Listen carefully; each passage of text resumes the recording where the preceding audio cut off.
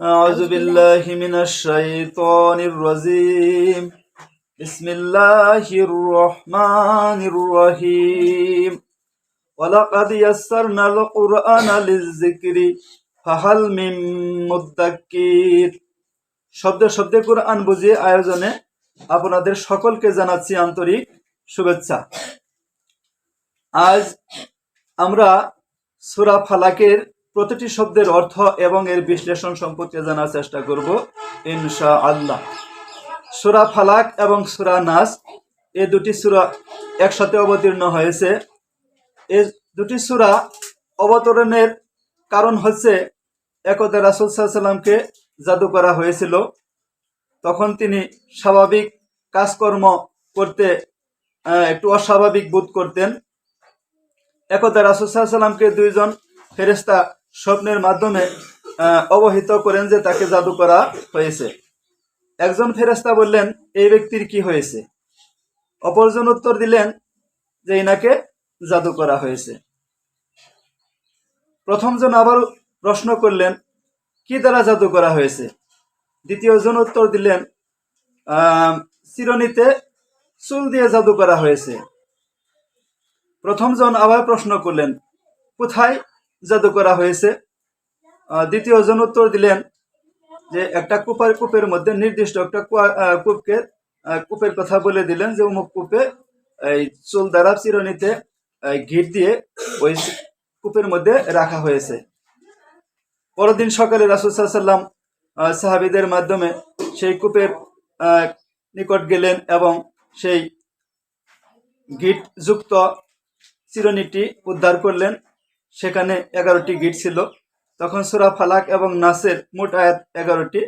এই সূরা দুটি তেলাওয়াত করার পরে ফুঁক দেওয়ার ফলে রাসূল সাল্লাল্লাহু আলাইহি ওয়াসাল্লামের তিনি স্বাভাবিক হয়ে গেলেন। এ থেকে শিক্ষা হচ্ছে যে জাদু সত্য। তাই জাদু থেকে রক্ষা পাওয়ার জন্য এই দুটি সূরা পড়ার জন্য রাসূল সাল্লাল্লাহু আলাইহি ওয়াসাল্লাম হাদিসে জোর উপদেশ দিয়েছেন। তাই সকল প্রকার জাদু টোনা থেকে রক্ষা পাওয়ার জন্য এই দুটি সূরা পড়া আমাদের পাঠ করা উচিত। এছাড়া বদনজর এবং অন্যান্য সকল প্রকারের অনিষ্টতা থেকে এই দুটি সূরা পাঠের কথা হাদিসে বর্ণিত হয়েছে। রাসূল সাল্লাল্লাহু আলাইহি ওয়াসাল্লাম যখনই অসুস্থ হতেন তখনই এই দুটি সূরা পাঠ করে শরীরে হাতে ফু দিয়ে হাত বুলিয়ে দিতেন।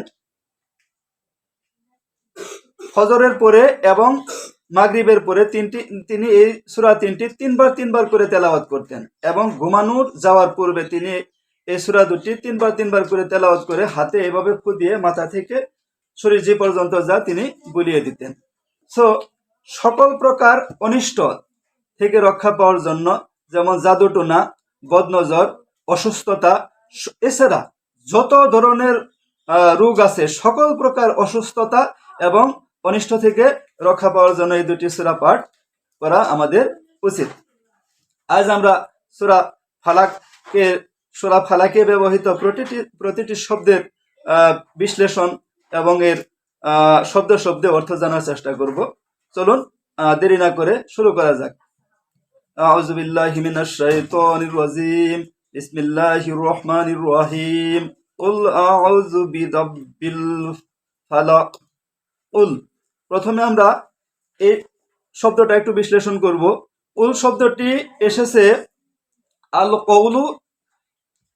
কওলু শব্দ থেকে। আল কওলু হচ্ছে এটা মাসদার, মানে ক্রিয়ামূল।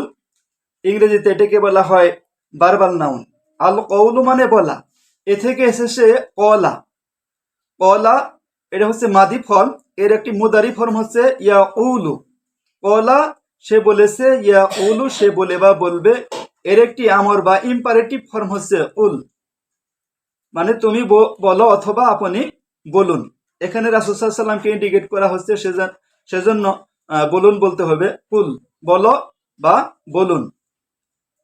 এটি পবিত্র কোরআনে অনেক জায়গায় ব্যবহৃত হয়েছে, বিশেষ করে সূরা ফালাকের শুরুতে উল, সূরা ইখলাসের শুরুতে উল এবং সূরা নাসের শুরুতে উল এবং সূরা কাফিরুনের শুরুতেও এই কুল দিয়েই শুরু হয়েছে। তাহলে কুল মানে আমরা পেলাম বলো, উল মানে বলো, তুমি বলো, এটা হচ্ছে আমর বা আদেশ সূচক ক্রিয়া। তাহলে কুল, আপনি বলুন। এরপরে শব্দটি হচ্ছে আউযু। আউযু শব্দটা আমরা যদি একটু বিশ্লেষণ করি, আউযু শব্দটি এসেছে আজা থেকে। আজা, আজা শব্দের অর্থ হচ্ছে সে আশ্রয় চেয়েছে। আউযু, আউযু এসেছে আজা শব্দ থেকে। আজা মানে আশ্রয় চাওয়া, আজা মানে আশ্রয় চাওয়া। আজা সে আশ্রয় চেয়েছে, এটা মাদি ফর্ম। এর একটি মুদারে ফর্ম হচ্ছে আউযু। ইয়াউযু, ইয়াউযু সে আশ্রয় চাইবা চাবে। ইয়াউযু সে আশ্রয় চাইবা চাবে, তা আউযু তুমি আশ্রয় চাও বা চাবে, আউযু আমি আশ্রয় চাইবা চাবো। এখানে যে আউযু এই ফর্মটি ব্যবহৃত হয়েছে, তাহলে আউযু এর অর্থ হচ্ছে আমি আশ্রয় চাইবা চাবো। তাহলে এখানে রাসূল সাল্লাল্লাহু আলাইহি সাল্লামকে বলা হচ্ছে কুল, আপনি বলুন আউযু আমি আশ্রয় চাই। বি রব্বি, বি রব্বি, এখানে দুটি শব্দ রয়েছে, একটি হচ্ছে বি আর একটা হচ্ছে রব। বি হচ্ছে, এটা হচ্ছে আরবি প্রিপোজিশন, একে আরবিতে হরফে জার বলা হয়। ইংরেজিতে যেমন প্রিপোজিশন আছে ইন, অন, এট, টু ইত্যাদি, আরবিতেও এরকম প্রিপোজিশন আছে, যেমন ফি, ইলা, আলা, বি ইত্যাদি। এখানে বি ব্যবহৃত হয়েছে। বি শব্দের অনেকগুলো অর্থ আছে, যেমন সাথে, দ্বারা, নিকট, উপর ইত্যাদি। এখানে নিকট অর্থে ব্যবহৃত হয়েছে। বি রব, বি যুগ রব্বুন সমান সমান ইন হয়ে গেছে বি রব্বি, বি রব্বি। আর আরেকটা বিষয় জেনে রাখা দরকার, এই হরফে জার যে শব্দের পূর্বে ব্যবহৃত হয় সেই শব্দের পরে জের চলে আসে, সেই শব্দের পরে জের চলে আসে। তাহলে এখানে বি যুগ রব্বুন এই দুটি একত্রে ঈদগাম হয়ে গেছে বি রব্বি, বি রব্বি। রব শব্দটি আমরা একটু বিশ্লেষণ করি। রব শব্দটি এসেছে আরবি রব্বা থেকে। রব্বা শব্দের অর্থ হচ্ছে লালন পালন করা, প্রভু হওয়া, কর্তৃত্ব করা, বিধান প্রণয়ন করা, আইন দেওয়া ইত্যাদি। সো এখানে বি রব্বি শব্দের অর্থ হচ্ছে রবের নিকট, আমরা বাংলা ভাষায় রব হিসেবে বেশি পরিচিত। রব শব্দের অর্থ হচ্ছে প্রতিপালক। তাহলে বি মানে নিকট আর রব মানে প্রতিপালক, তাহলে বি রব্বি রবের নিকট বা প্রতিপালকের নিকট। উল, আপনি বলুন আউযু আমি আশ্রয় চাই বি রব্বি প্রতিপালকের নিকট বা রবের নিকট। আল ফালাক, আল ফালাক শব্দটি এখানে আলিফ লাম যুক্ত করে মারিফা করা হয়েছে। সাধারণত আরবিতে কোনো শব্দ, অনির্দিষ্ট শব্দকে যদি আমরা নির্দিষ্ট করতে চাই তাহলে সে শব্দের পূর্বে আলিফ লাম ব্যবহার করতে হয়, তাহলে সে শব্দটা নির্দিষ্ট হয়ে যায়। ফালাক শব্দের অর্থ হলো ভোর, প্রভাত, সকাল। এখানে আলিফ লাম ব্যবহার করে নির্দিষ্ট করা হয়েছে। তাহলে ফালাক, প্রভাত, এর পূর্বে আলিফ লাম ব্যবহার হওয়াতে এটা নির্দিষ্ট হয়ে গেছে। আল ফালাক মানে প্রভাত, প্রভাত। কিন্তু এর নিচে জের আছে, জের থাকাতে আরবিতে সমস্ত ইসিমকে, সমস্ত নাউনকে তিন ভাগে ভাগ করা যায়। একটা হচ্ছে মারফু বা সাবজেক্ট, আরেকটা হচ্ছে মানসুব বা অবজেক্ট, অবজেক্টিভ ফর্ম, আরেকটা হচ্ছে মাজরুর বা পসেসিভ ফর্ম। সাধারণত পেশযুক্ত শব্দকে বলা হয়, সমস্ত পেশযুক্ত শব্দগুলোর নাম হচ্ছে মারফু, এগুলো সাবজেক্ট হিসেবে ব্যবহৃত হয়, এগুলো ভার্বের পূর্বে ব্যবহৃত হয়।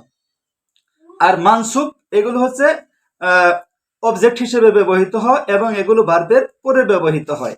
মানসুবের একটি বৈশিষ্ট্য হচ্ছে মানসুব সর্বদাই জবরযুক্ত হয়, তাই জবরযুক্ত শব্দগুলোকে আরবিতে বলা হয় মানসুব, আর জেরযুক্ত শব্দগুলোকে আরবিতে বলা হয় মাজরুর। এই জেরযুক্ত শব্দের জন্য অতিরিক্ত হিসেবে র বা এর দিতে হয়, যেমন আল্লাহু আল্লাহ, আল্লাহ আল্লাহকে, আল্লাহু হচ্ছে সাবজেক্ট, কাজেই হু যখন পেশ থাকবে তখন অতিরিক্ত কিছু যোগ হবে না, শুধু ওই শব্দের অর্থটা যেটা হয় সেটাকেই অনুবাদ করতে হবে।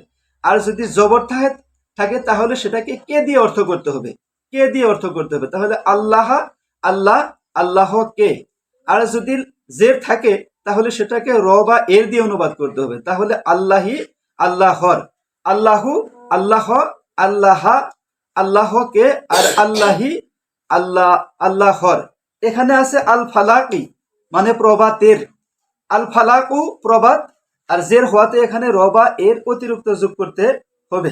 আল ফালাকি মানে প্রভাতের। তাহলে রব্বিল, বি রব্বিল ফালাকি, প্রভাতের রবের নিকট, ভোরের বা সকালের রবের নিকট। তাহলে পুরো আয়াতটির অর্থ হচ্ছে, কুল আপনি বলুন, আউযু আমি আশ্রয় চাই, বি রব্বি রবের নিকট, আল ফালাকি প্রভাতে রবের নিকট আমি আশ্রয় চাই। দ্বিতীয় আয়াতটি হচ্ছে মিন শাররি মা খলাক। মিন এই শব্দটা যদি আমরা একটু অর্থ করি, মিন এটা হচ্ছে একটি আরবি প্রিপজিশন, এর অর্থ হচ্ছে হতে থেকে। ইংরেজিতে যেমন ফ্রম ব্যবহৃত হয় তেমনি আরবিতে ব্যবহৃত হয় মিন। এরপরের শব্দটি হচ্ছে শাররুন। শাররুন শব্দের অর্থ হচ্ছে অনিষ্ট, ক্ষতি, অকল্যাণ। আর এখানে শাররুন না হয়ে শাররি হয়ে গেছে, কারণ এর পূর্বে হরফে জার আছে, মিন আছে। মিন হওয়াতে সেখানে শাররুন না হয়ে শাররি হয়ে গেছে। তাহলে মিন শাররি অনিষ্ট থেকে, অকল্যাণ থেকে। মা হচ্ছে, এটা হচ্ছে একটা রিলেটিভ প্রোনাউন, মানে যার অর্থ হচ্ছে যা বা যাহা। যাহা খলাকা শব্দটা যদি আমরা একটু বিশ্লেষণ করি, খলাকা শব্দটি এসেছে আল আল খুলুকু থেকে। আল খুলুকু শব্দের অর্থ হলো সৃষ্টি করা। আল খলকু শব্দের অর্থ হচ্ছে সৃষ্টি করা। এর একটি ভার্ব হচ্ছে খলাকা মানে তিনি সৃষ্টি করেছেন। এখানে এই খলাকা মাদি রূপেই রয়েছে, অতীতকাল রূপেই আছে। তাহলে খলাকা তিনি সৃষ্টি করেছেন, আর মা খলাকা যা তিনি সৃষ্টি করেছেন। তাহলে পুরো আয়াতের অর্থ হচ্ছে মিন শাররি অনিষ্ট থেকে, মা যা খলাকা যা তিনি সৃষ্টি করেছেন তার অনিষ্ট থেকে। মিন শাররি মা খলাকা যা তিনি সৃষ্টি করেছেন তার অনিষ্ট থেকে। এরপরের আয়াত হচ্ছে মিন শাররি গাসিকিন ইযা ওয়াকাব। ওয়া মানে এবং, এটা হচ্ছে হরফে আত বা কনজাংশন। ওয়া মানে এবং, মিন মানে থেকে, আর শাররুন মানে অনিষ্ট। এখানেও শাররি ব্যবহৃত হয়েছে কারণ তার পূর্বে হরফে জার মিন আছে। তাহলে অমিন শাররি এবং অনিষ্ট থেকে, গসিকিন শব্দটা এসেছে গসাকা শব্দ থেকে। গসাকা শব্দের অর্থ হচ্ছে অন্ধকার হওয়া, আর গসিকিন মানে অন্ধকার বা অন্ধকার রাত। তাহলে গসিকিন অন্ধকার থেকে বা অন্ধকার রাত থেকে, গসিকিন অন্ধকার থেকে। অমিন শাররি গসিকিন মানে অন্ধকারের অনিষ্ট থেকে, অন্ধকারের অনিষ্ট থেকে। এই শব্দটা হচ্ছে ইজা মানে যখন। ইজা মানে যখন, ইংরেজিতে যেমন আমরা হোয়েন ব্যবহার করি এরকম ইজা মানে যখন। এরপরে শব্দটি হচ্ছে অকাবা। এটা একটি ভার্ব, এর অর্থ হচ্ছে গভীর হওয়া, নিজুম হওয়া, ছেয়ে যাওয়া, ডেকে যাওয়া। তাহলে ইজা যখন অকাবা গভীর হয়। এখানে একটা গ্রামার জেনে রাখা অতীব জরুরি, সেটা হচ্ছে ইজা যদি কোনো আরবি ভার্বের পূর্বে ব্যবহৃত হয় তখন সে আরবি ভার্বটা থাকে মাদি ফর্মে, অতীতকালের। কিন্তু ইজা বসার কারণে, ইজা আসার কারণে সেই মাদিটা মুদারে হয়ে যাবে, অর্থাৎ বর্তমান ভবিষ্যৎকাল হয়ে যাবে। তাহলে ওয়াকাবা নিজুম হয়েছে, কিন্তু এখানে ইজা আসার কারণে নিজুম হয় বা হবে এই অর্থ প্রকাশ করবে। যেমন ইজা জা নাসরুল্লাহি ওয়াল ফাত, আমরা সূরা নসরের মধ্যে পড়েছি। ইজা মানে যখন, যা মানে এসেছে, কিন্তু এখানে ইজা থাকার কারণে যা আর অর্থ হবে আসবে, কারণ এর পূর্বে ইজা আছে। কাজেই যখন কোনো ভার্বের পূর্বে ইজা আসে তখন সে আরবি ভার্বটির বর্তমান ভবিষ্যৎকাল হয়, অর্থাৎ মুদারি ফর্ম হয়ে যায়। তাহলে ইজা ওয়াকাবা যখন অন্ধকার হয় বা নিজুম হয়। তাহলে পুরো আয়াতটির অর্থ হচ্ছে অমিন শাররি এবং অনিষ্ট থেকে, ওয়াসিকিন অন্ধকারের, ইজা ওয়াকাবা যখন নিজুম হয় বা যখন অনিষ্ট, যখন গভীর হয়। পরের আয়াতটি হচ্ছে অমিন শাররি নাফাসাতি ফিল উকাদ। ওয়া মানে এবং, মিন মানে হতে, এটা আমরা পূর্বে জেনেছি। শাররুন মানে অনিষ্ট, এটাও আমরা পূর্বে জেনেছি। এখন এরপরের শব্দটি হচ্ছে আন্নাফাসাতি। এই নাফাসাত শব্দটা আমরা এখন বিশ্লেষণ করি। নাফাসাত এটা হচ্ছে বহুবচন প্লুরাল ফর্মে আছে। এর এক বচন হচ্ছে নাফাসা,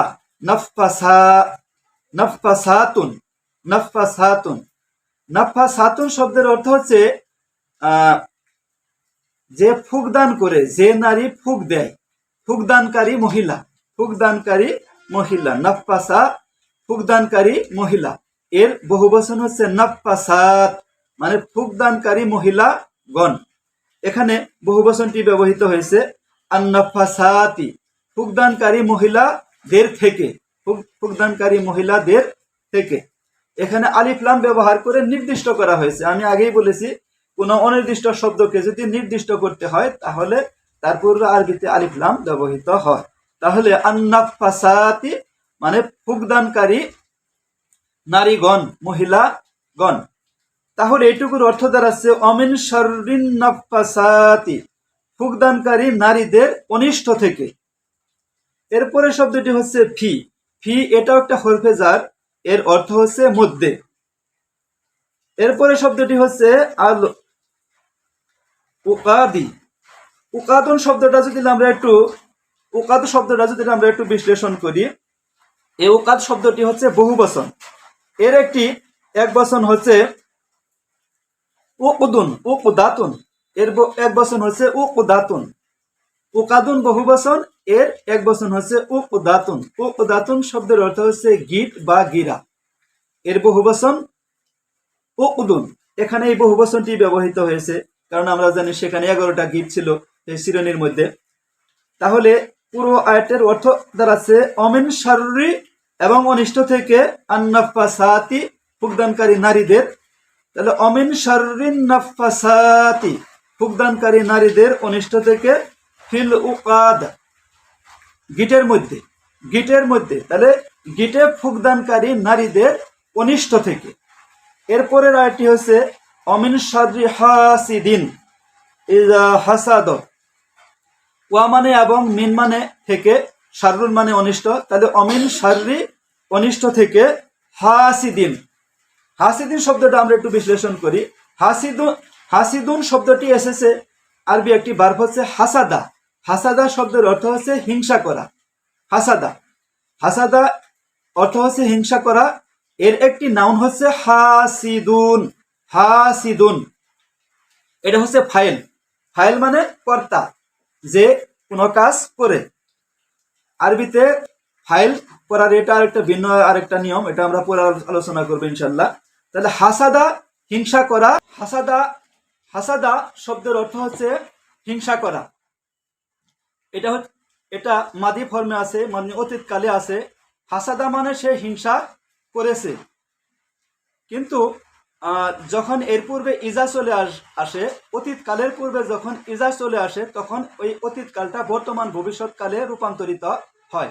অর্থাৎ কোন আরবি ক্রিয়ার পূর্বে যখন ইজা আসবে তখন সেই আরবি অতীত কালটাকে বর্তমান ভবিষ্যৎ কালে অনুবাদ করতে হবে, অর্থাৎ মুদারি ধরে মুদারি ফর্মে অনুবাদ করতে হবে। তাহলে হাসাদা সে হিংসা করেছে, কিন্তু এখানে ইজা আসার কারণে বলতে হবে যখন সে হিংসা করে। তাহলে হাসাদা সে হিংসা করেছে, আর এখানে অনুবাদ করতে হবে হাসাদা সে হিংসা করে, কারণ এর পূর্বে ইজা আছে। তাহলে ইজা হাসাদা যখন সে হিংসা করে। তাহলে পুরো আয়াতটির অর্থ হচ্ছে মিন শাররি হাসিদিন, হিংসুকের অনিষ্ট থেকে। মিন শাররি হাসিদিন, হিংসুকের অনিষ্ট থেকে, ইজা হাসাদ যখন সে হিংসা করে। এখন পুরো সূরাটির অনুবাদ আমি আরেকবার বলে দিচ্ছি। উল, আপনি বলুন, আউযু আমি আশ্রয় চাই, বি রব্বিল ফালাক প্রভাতের রবের নিকট, মিন শাররি মা খলাকা এবং তিনি যা সৃষ্টি করেছেন তার অনিষ্ট থেকে, অমিন শাররি গাসিকিন এবং অন্ধকারের অনিষ্ট থেকে, ইজা ওয়াকাবা যখন তা গভীর হয়, অমিন শাররি নাফাসাতি এবং ফুকদানকারী মহিলাদের অনিষ্ট থেকে, ফিল উকাদ গিটে ফুকদানকারী মহিলাদের অনিষ্ট থেকে, অমিন শাররি হাসিদিন এবং হিংসুকের অনিষ্ট থেকে, ইজা হাসাদ যখন সে হিংসা করে। আশা করি সূরা ফালাকের প্রতিটি শব্দের অর্থ আপনারা বুঝতে পেরেছেন। আজ এই পর্যন্তই। ধন্যবাদ। আসসালামু আলাইকুম।